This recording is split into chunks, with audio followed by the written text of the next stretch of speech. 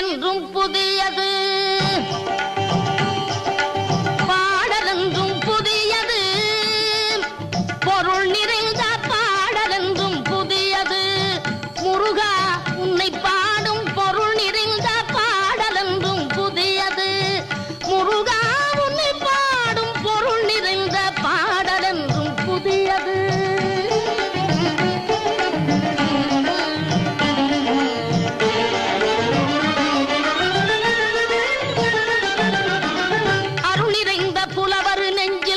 அமுதமென்னும் தமிழ் கொடுத்த பொருள் நிறைந்த பாடல் என்றும் புதியது.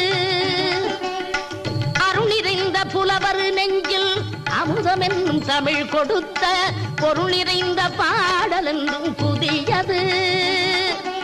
முருகன் என்ற பெயரில் வந்த அழகே என்றும் புதியது.